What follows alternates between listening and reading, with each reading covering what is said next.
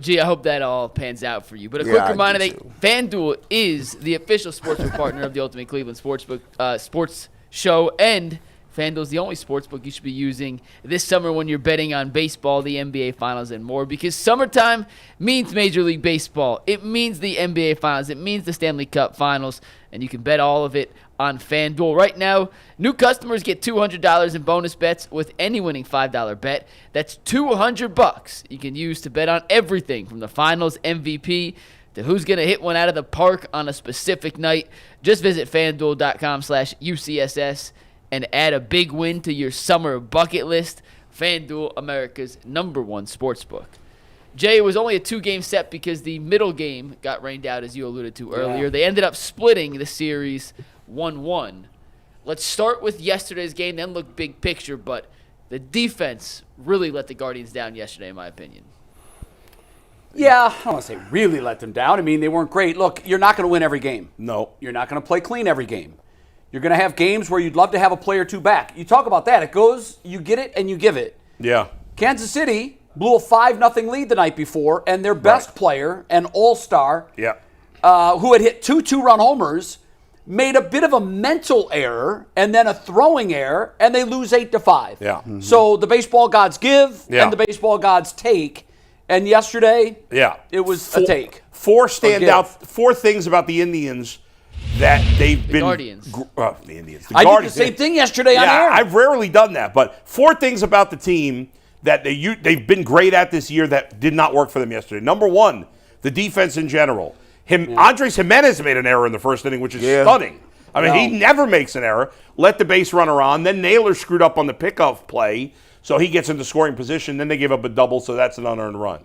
And then again, Naylor with, it wasn't an error, but if you were watching the game, folks, when they tied the, is this the play when they tied the game? Yep. Yeah, and it was an error, Bull. I don't think it was. They didn't score an error. I know they didn't, but it's clearly a bad throw. That's a terrible throw by Josh Naylor. Wrong and he got his brother hurt. That's right. Thanks, bro. Because he had to kind of spin around. They called him out initially, but you saw in the replay he was clearly safe. It was a great play by, what was it, Melendez? Yes, great job to go up and over and get the play. Flip over. I mean, that was pretty sweet. Matrix-esque. So the defense, which is usually great, failed them. Tanner Bybee's been their best pitcher. Now, he's been a little up and down, but, you know, it was one of those games where early I was like, he had like 5 strikeouts in the first 2 innings.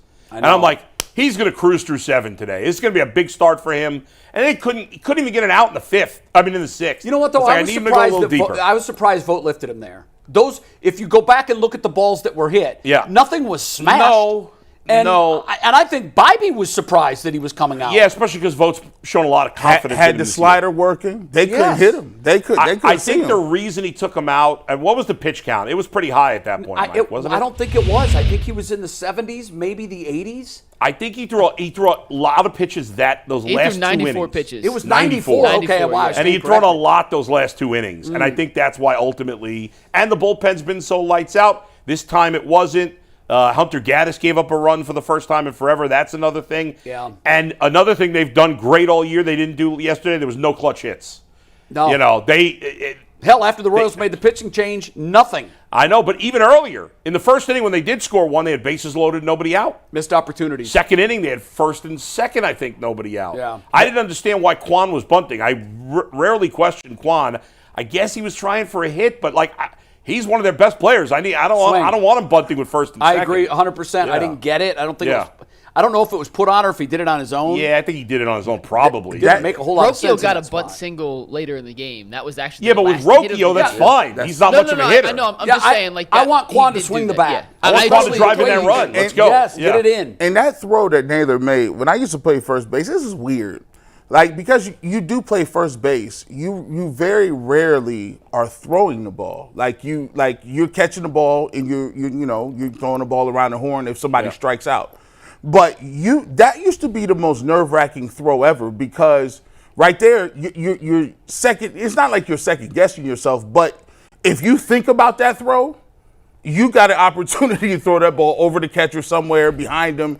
It's just difficult because you're just not used to throwing. Now it's a major league throw. You got to make it as a first baseman. You got to be able to make that. You're a pro. You're a pro. You're in high school. You're in little league. You blow that throw. Yeah, okay, right. As a pro, you've got to make it. And he makes a good throw there. If you show that replay again, he makes a good throw there. He's out by a mile. He's out. I mean, it's not even close.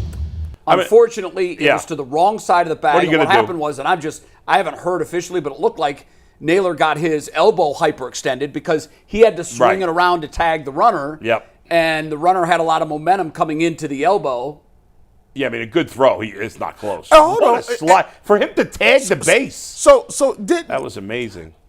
He kind of spinned around when he caught it. Why didn't he? He's got the ball right now. If he reverse pivots instead of going around the ring around the rosy, you know what I mean? It's hard because look where he catches it. It's completely on the other side of his body. It might have been a heads-up play on his part to spin and try to get him that way because he's closer to the point of the tag. Yeah. But one way or another, it's all on the throw. Yeah. It's all on the throw. You got to make a better throw. It's got to be a better throw. Yep. And look, it just goes to show the margin of error that you have when you're playing a team like the Royals, who are clearly their equal. I mean, I've looked at this all along saying, this team last year was 20 games under 500 at this point. They were a train wreck. And I keep telling myself, and I do believe that they are going to falter. They are going to hit a stretch where they're not playing as good as they are now. And the Guardians may as well. But after watching them for 2 games head-to-head, this is a ball club. Salvador Perez is having an incredible resurgence. Well, he's a superstar. It's a good ball club. I think the Guardians are better, and here's why. I think there's here's the difference. Both teams have a good, 1 through 4 in the lineup. Both teams really good. Very strong top of the lineup. Yeah. Both teams have their issues lower in the lineup. Mm-hmm. Both teams have, solid starting pitching. The Royals' starting pitching has probably been a little better than the Guardians. It has. Both teams have solid starting pitching, not spectacular. Bullpen, Cleveland, the biggest difference is it's a huge edge, Guardians. Now, it wasn't yesterday. The Royals' pen did great. But overall for the season, the Royals' pen's been bad. The Guardians' pen's been good. That's the biggest difference. Their closer, MacArthur, who got the top of the lineup 1, 2, 3. Stunning. He's been terrible. I mean, he's this Teams close are to hitting losing over his job. 300 against him. Yeah. But can you argue that Perez and Witt are the second and third best players if you look at the Guardians and you look at the Royals? I wouldn't say that. I would say would you? I would say between Naylor and Ramirez and Perez and Witt, it's really close. It's close. It's really close. If you're telling me you're starting a team from scratch, I'm going to take Bobby Witt first. Well, for the age, sure. Right. But Perez is old. Perez is old. And both Naylor's young, relatively speaking. Ramirez is in the middle of his career. It's close. I would take Naylor and Ramirez. I would. It's close. I really like Witt. Oh, my God. I love Witt. Witt's fantastic, and Salvador Perez I think he's on his way to the Hall of Fame. I'll have what he's having, by the way. Well, they've been smart this year. I can't believe what he's doing, You know what's smart, though, Jay? What are you saying, Jay? What I'm saying is I did not expect him to have this kind of year. And how old is he? 34. He's 34. Just turned 34. You know what they've done this year? They're DHing him a ton, which is I know they smart. are, to save his career, which is smart. Because he's their best or second best hitter. Man, his numbers, by the way. So he's a 34-year-old numbers are sick. And last year, a million games catching ball. Hold on. Yeah, go ahead. He's hitting .310 with 10 homers and 41 RBIs. He has an OPS just shy of 900. He's slugging 511. As a catcher, As a 34-year-old catcher who's been through literally over 1,000 games behind the plate. Is he the last piece to the Royals World Series? He is. Yeah. He is. It feels like it. And by all accounts, a great leader, a great locker room guy, good with the young players. A big thing for them also at the top of their lineup is Vinny Pasquantino, who's their first baseman, plays a little DH also.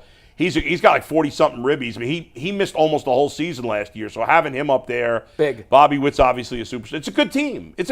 I don't think they're going to completely fall apart. I think they'll I don't think they'll fall apart, but I do think they're going to hit a stretch where they come they were 4-6 in the 10 games coming into this series. Yeah. A little bit of back to now. If they would have somehow been able to sweep those 2 games, now you're looking at a 4-8 stretch. Sure. And I think they're capable of that. I think that could happen to the Guardians too. No doubt. But after judging the 2 teams to this point in the season, I still favor the Guardians to win the division. I think they have the better team. I think they have issues that they've got to address. Clearly, the starting pitching's just got to go deeper into games. This is becoming a real problem. Tanner Bybee, the issue with him is he seems to have a lot of these innings where it's I think he's going to be out. He gets 2 outs. I think he's going to be out of the inning in 9-10 pitches. And all of a sudden ends up a 19-pitch inning. You're right. And it doesn't sound like a big deal, but it adds up and it costs you 2 innings a game. Do you think it's focus? I think sometimes with young pitchers, and you could speak to this, Jay, you get so fascinated with the strikeout, so obsessed with the strikeout. You want to close it out with a strikeout. Sometimes it's, especially when you got a defense, I know it wasn't yesterday, but generally, as excellent as the Guardians' defense is, it's okay to let them put the ball in play and make Throw to contact. Yeah. And I think sometimes with young pitchers that are as talented as Bybee, sometimes you get in that mode where I want to strike him out, and then you end up throwing too many pitches. And that's something I think he'll be able to get over, but they need it because nobody else in this rotation could go deep right now. No. I heard somebody say the craziest thing. I'm not going to call him out by name. I texted him personally when I heard him say this.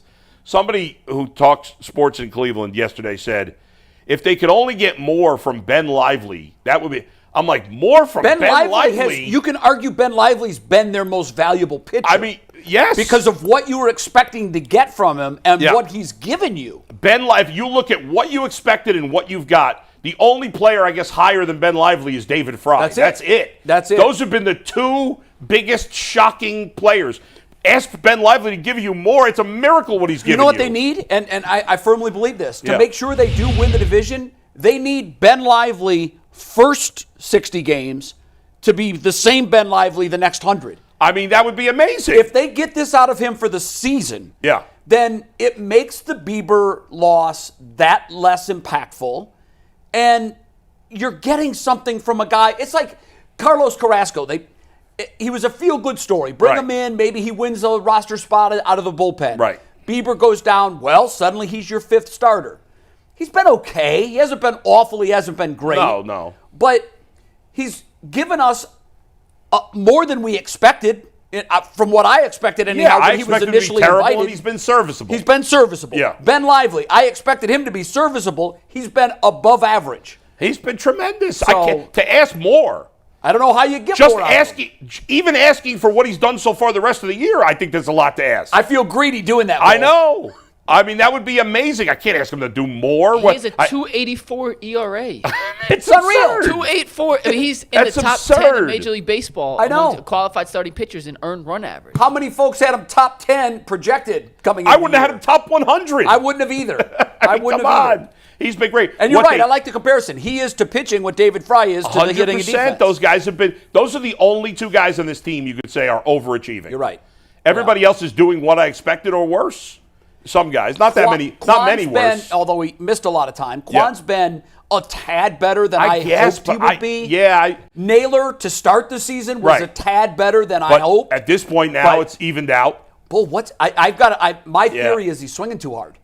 He looks like he's going to put himself in traction with every single swing of the bat. We're going to get to that in the TV show, Jay. Let's not. Yeah, all right. I'll just say one thing. He looks terrible at the plate right now. He's lost. I think he'll be fine, but he looks terrible right now. Let me ask you guys a question, though, real quick before we move on. Yeah. So it was a 1-1 split. We talked about the difference, the gap between between Cleveland and Kansas City. You always gave your thoughts on that. But overall, and I know it's 2 games and it's a 1-1 split, and both games were close. Obviously, the Guardians won Game 1 by 3. They lost Game 3 technically by 1. Did you take is there one big takeaway, one big thing you learned from this series, facing the Royals, for the first time, that may be something we could watch for the next time these two teams match up? They're a solid team. They're a really solid team. I hadn't seen them much. I saw them a few times. Hadn't seen them much. It's the first time we'd seen them. The Guardians. Against the Guardians. And so after they went 4-6, now they did walk off that last win. They were in danger of coming into Cleveland with a 3-7 stretch in their previous 10. They walked off their last game in San Diego. They came here, and I think that I'm not going to bury them. I'm not going to kick dirt on them. I'll tell you what my big takeaway is over the last couple of weeks is that the AFC Central is... You just said the AFC MLB. Central. You know why I did that? The American League Central is equivalent to the AFC North. Yeah. You've got 4 teams in this division that are 500 or better. Yeah. Now, Chicago is such a doormat, and we all get to beat up on them. Well, this is the best this division's been in a while. It is competitive. Yeah. Really competitive. Right. First of all, you've got a top 3 team in Major League Baseball in the Guardians. Yep. And then you've got 3 other teams that are 500 or better. Right. That's tougher than I expected this division to be. I think there's only 10 teams over 500 in all of baseball. So four of the top 11 records or 12 records are in the AFC. Now I'm about to say the AFC Central. G, real quick, Get Up had a graphic this morning. 4 teams in the AL Central, plus 500. 4 teams in the entire National League, plus 500. Yeah, technically, Detroit's not plus 500. Well, yeah, I mean, it was 500 or better. 500 or better. Right so now, the National League, the entire National League has 4 teams that are above 500. Right now, the Cubs are the second wild card. They're at 500. Oh my God! I learned. Now, they have almost every team in the NL is within like 2-3 games of 500, except for a few. But so it's a log jam. There's a lot of teams around 500. Okay. Yeah. The Guardians are good. They're not head and shoulders above better than the Twins or head and shoulders better than the Royals. And like I said, I expect them to win the division. It just comes to a point where you're going to say, okay, can you compete with the Orioles or the Yankees? Can you get some pitching? Can you get guys to the 6th inning? And I said it, Jose Ramirez is not going to cover off the ball. You need 2 more guys. You need Naylor, who started off hot and is not doing anything right now. And you need Jimenez. You need a couple of guys to be with him when you're looking at the bats in the order. If they can get Naylor, he's the linchpin. If they can get him, they can compete. But it's going to be a struggle. He did hit a ball yesterday on the screws. The center fielder made a great play on it, sliding catch in left center. He hit a home run the other night, smoked the ball. I see signs of it, but in general, I see a guy who's trying too hard, and I'm wondering if Bo isn't rubbing off on Josh. Bo is almost unserviceable. I mean, he's to the point. Well, he's playing for his defense right now because his pitch framing's been great. I get that, but when you've got a guy in Fry that's doing what he's doing. Well, it'd be interesting to see if Naylor ends up on the IL after what happened yesterday. Yeah, it will. I had said a couple, 2 weeks ago, maybe they should send Naylor down for like a week or two, just for a refresh. Yeah, I think. And maybe a trip to the IL if he's hurt. I don't know. Maybe that'll. His pitch framing yesterday, they called 2 or 3 guys out. Yeah. And these pitches were demonstrably. Well, we talked about that earlier in the week. Were you here Monday when I brought that up? So there's the stat pitches won by catchers. I saw that. It's huge. I mean, you now that I've pointed it out, I'm having people look for it, right? Reach out to me saying they just got another one. Yep. They just got another one. Yep. And they're getting them in key spots. It's Stephen Vogt. I mean, he has impressed on these guys the importance of pitch framing. And the team that's number 2 in that stat is a team that Vogt was with last year. Clearly had an impact on them as well. And I think you're going to see that a lot more teams, now that that's a stat that people are tracking, I think you're going to see a lot more teams pay attention to and prioritize pitch framing because you get 1 or 2 of those in a key spot in every game. Yeah.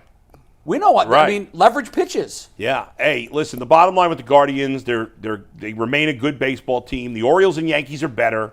They're clearly better. They are. The Guardians are going to have to make some moves to be able to compete, I think, with those teams in the playoffs. I'm not really worried about anybody else. The Guardians are as good, if not better, than every other team in the American League. The Orioles and Yankees, who interestingly both have a new member of their coaching staff who have come from Cleveland. Yes, exactly. Including the Yankees pitching coach. And look at I mean, the Yankees pitching without Garrett Cole has been like this. Luis Heel is going to win Rookie of the Year. He's been unbelievable. I can't believe what Yankees pitching has been. I thought their pitching when Cole was down, I was like, their pitching is not going to be any good. I was completely wrong. Their pitching's been great. And their closer has right there with Clase has been like the second best closer in baseball. I think he's only given up 1 run all year. It's insane. So but I don't think the Yankees are the Guardians are that far off. They're going to have to be aggressive. They got to get a pitcher, add at the and they got to add. I want them to get a shortstop, and I want to get a starting pitcher. All right.